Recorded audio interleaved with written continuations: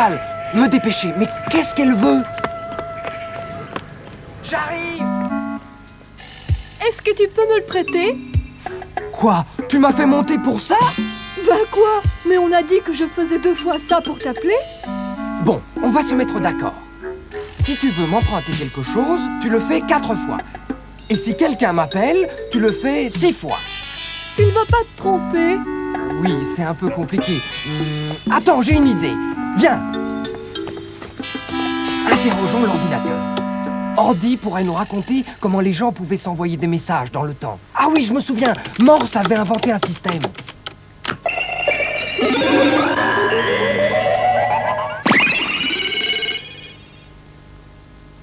Voilà le système mis au point par Morse. Des points, des traits? Mais comment cela fonctionne-t-il?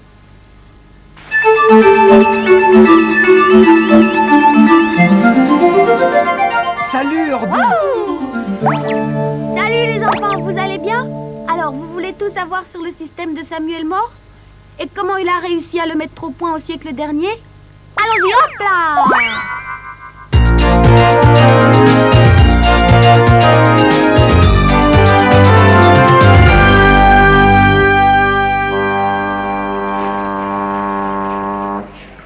Nous voici à New York en 1825.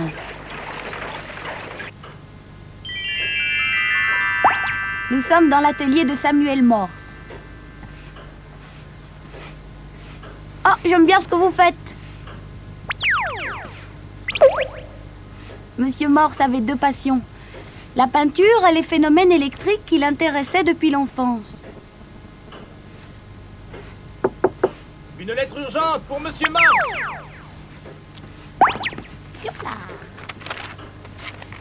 Voilà. Je dois d'abord terminer ce tableau. Il va me rapporter 30 $. Je peux la lire si vous voulez. Oh, quelque chose de terrible est arrivé, lisez vite. Hein? Votre femme est au plus mal, venez vite. Oh mon Dieu.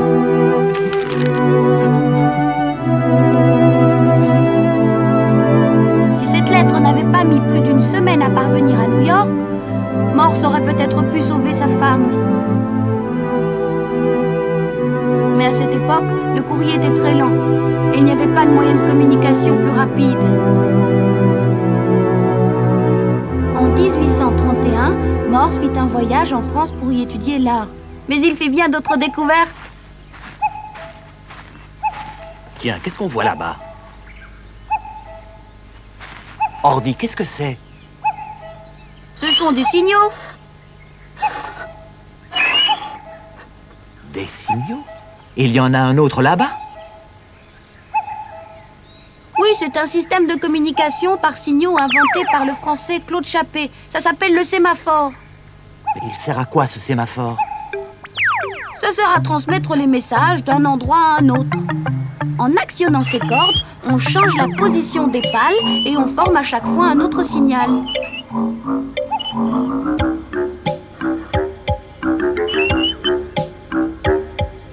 Oh, c'est ingénieux. Chaque position du sémaphore correspond à un signal. M, O, R, S, E. Morse! L'état-major de l'armée française utilise le sémaphore pour communiquer avec les champs de bataille. Belle invention. Mais je ne vais plus rien voir avec ce brouillard. Voilà qu'il pleut maintenant. Oh.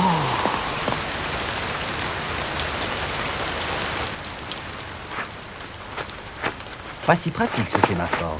Dès qu'il y a du brouillard ou de la pluie, on ne peut plus s'en servir. Et la nuit non plus. Oui, en plus, il doit y avoir des risques d'erreur avec la multiplication et la distance qui les sépare. Oui, c'est sûr. Il fallait être très attentif et avoir une très bonne vue pour bien comprendre les signaux.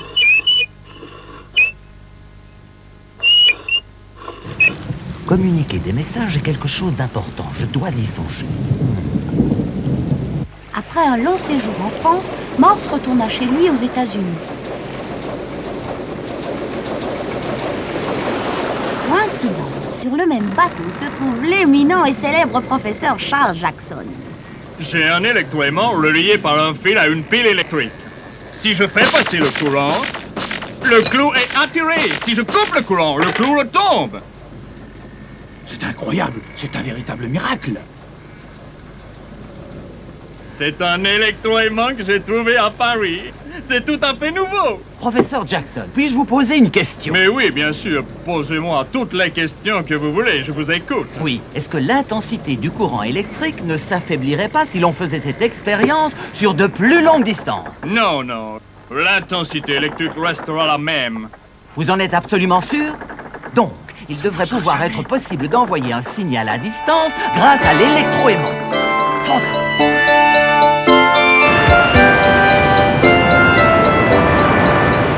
Mais qu'est-ce que vous faites, monsieur Morse? Tu vois bien, Ordi, je tends une corde.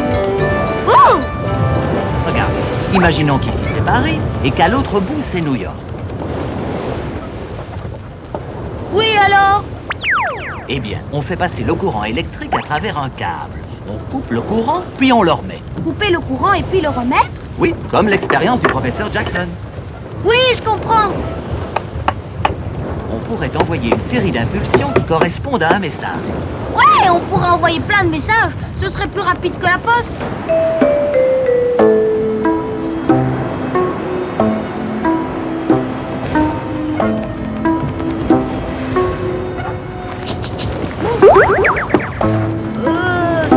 Vous ne dormez pas encore?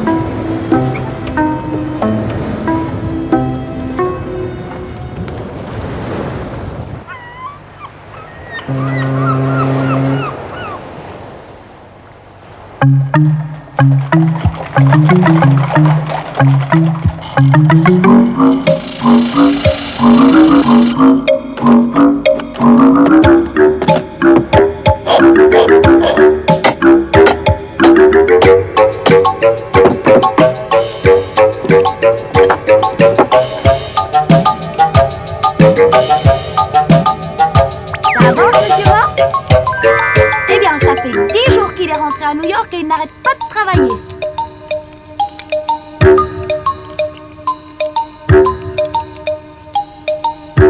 Non, pas ça. Plus de fil électrique. C'est tout ce qui me reste. Comment vais-je faire pour terminer le mois? Ça fait 10 jours que je n'ai presque rien mangé. Ah là là. À cette époque, Morse n'avait pas beaucoup d'argent et il donnait des cours de dessin pour vivre. Monsieur Morse, ça m'ennuie de vous demander ça. Pourriez-vous attendre la semaine prochaine pour être payé? Quoi? Je pense que mes parents vont m'envoyer de l'argent la semaine prochaine. Mais nous ne sommes que mardi. Oui, je sais, c'est encore loin. Bon, tant pis, je comprends. Morse avait vraiment besoin d'argent. Il fit tous les métiers. Il eut même un studio de photographie. Mais rien ne marcha vraiment. Enfin, il fit ce qu'il put pour subsister.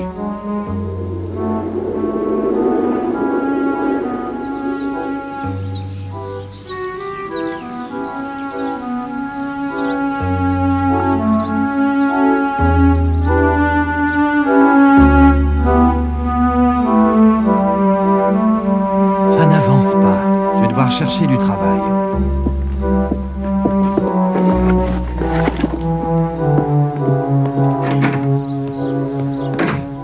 Le voilà encore parti.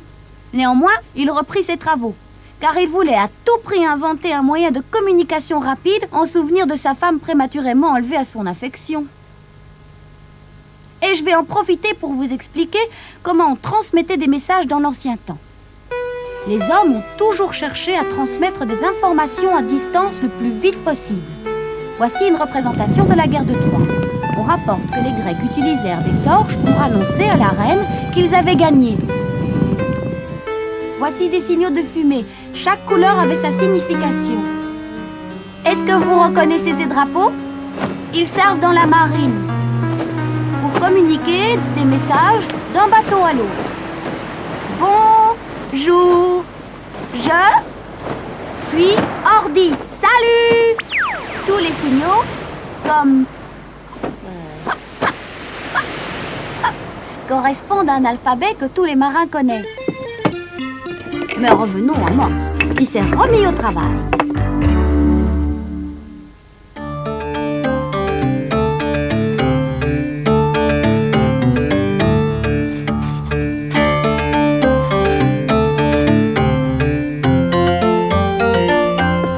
Que faites-vous, monsieur Morse? Enlevons cette vieille croûte, comme ça je récupère le cadre. Il ne me reste plus qu'à le fixer. Mais qu'a-t-il donc l'intention de faire avec cet encadrement?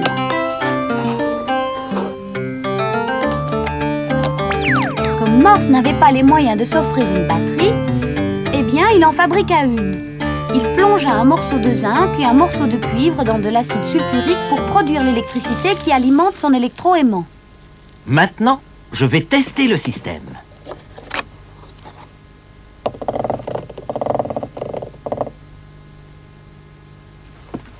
Le courant.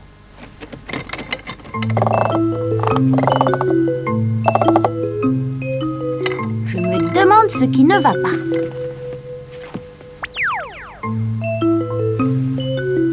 C'est curieux, je ne comprends pas pourquoi ça ne marche pas. Et si vous demandiez conseil au célèbre professeur d'électricité Freeman Dana?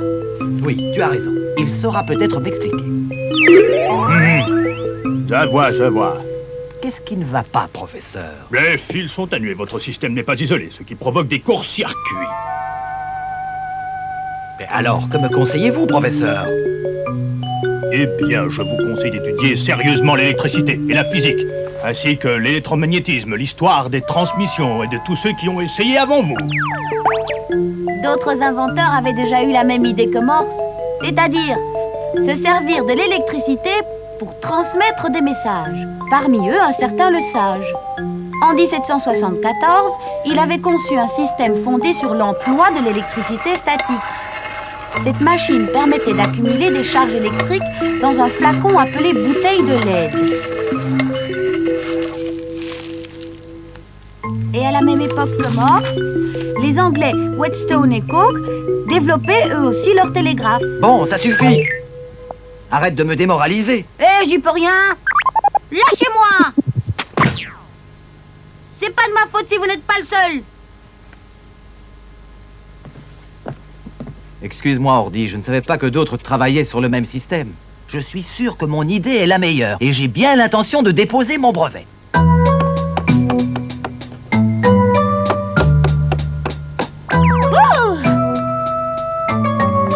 Les câbles étaient très longs et pour que le signal ne s'affaiblisse pas, il fallut installer des relais. Et à votre avis, Morse va-t-il mettre au point son télégraphe? Devinez, devinez!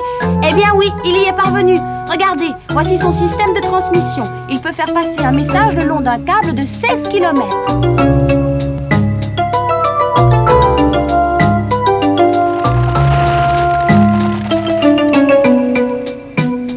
Nous voici dans l'une des salles du Congrès de Washington en 1837.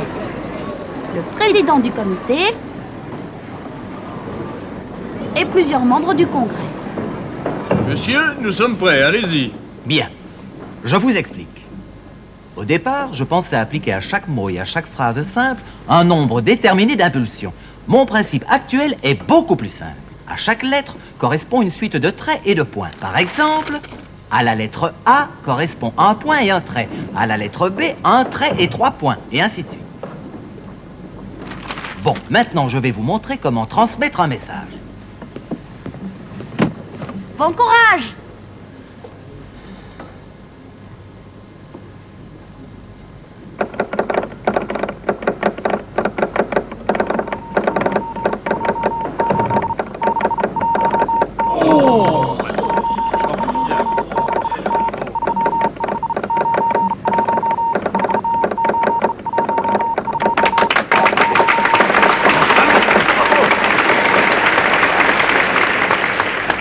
Eh bien, il a réussi à tous les convaincre. Youpi! Un vrai succès. Et pourtant, 4 ans plus tard, sa situation n'avait pas changé.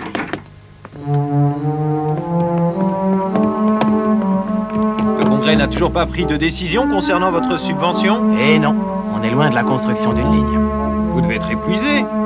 Eh oui, parce qu'en plus des lenteurs du Congrès, la justice refuse toujours de m'attribuer la paternité du brevet.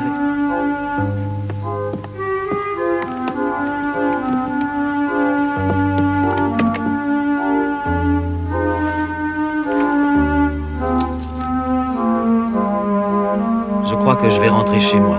C'est tout l'argent qui me reste. Mais qu'est-ce que je vais faire après? Mais ne vous laissez pas abattre.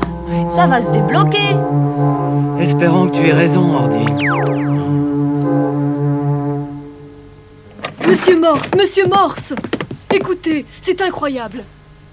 Le Congrès vient de voter des fonds pour la construction d'une ligne. Hein? Oui, je viens d'avoir un appel de mon père. C'est vrai? Vous en êtes bien certaine? Oui, le projet vient de passer avec 8 voix de majorité. Oui. Non, je ne rêve pas. Ça y est, enfin, j'ai réussi!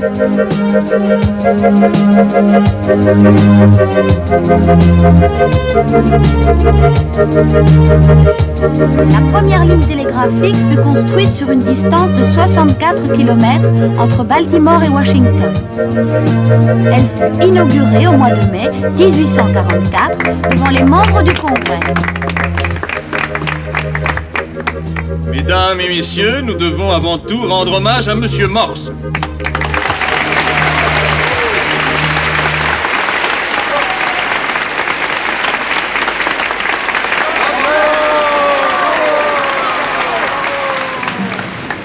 Tiens, va donner ce papier à Monsieur Morse.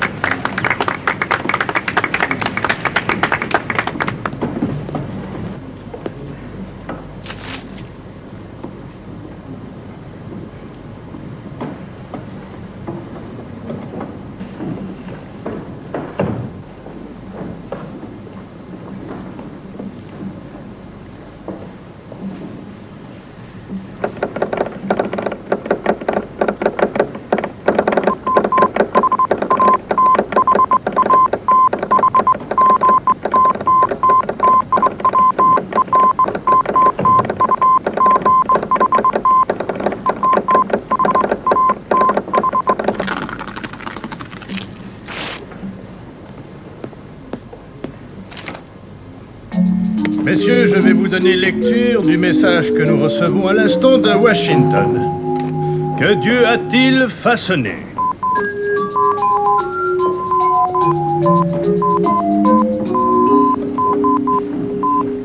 Que Dieu a-t-il façonné?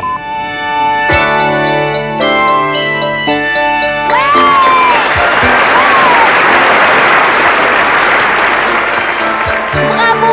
Alors, Monsieur Morse, c'est bien la même phrase? Oui, exactement la même. Je vous félicite, moi aussi.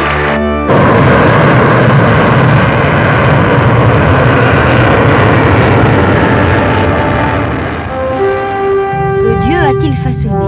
Le président Kennedy a envoyé le même message lors du lancement du satellite Syncom, qui a transmis les premières communications intercontinentales. Et nous voici au siège de la Western Union, qui a progressivement installé le télégraphe sur le territoire américain. Le câble électrique envahit les États-Unis de Washington à Milwaukee ou Portland.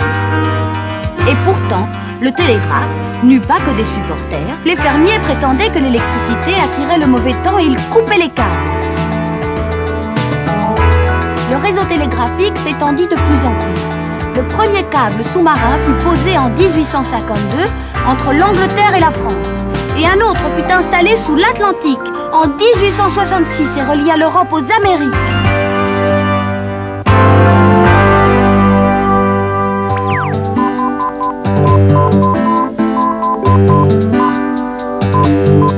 Vous vous rendez compte, grâce à Samuel Morse, on a pu envoyer des messages très vite et très loin.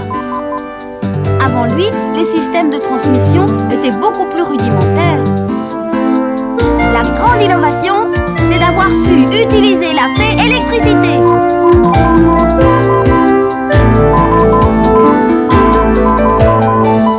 Savez-vous qu'aujourd'hui, on a trouvé un moyen plus formidable de transmettre les messages? On utilise pour cela la lumière qui court dans les fibres optiques. Les fibres optiques sont de longs cheveux de verre très minces dans lesquels les messages sont transformés en signaux lumineux. Elles permettent d'envoyer en même temps des quantités d'informations.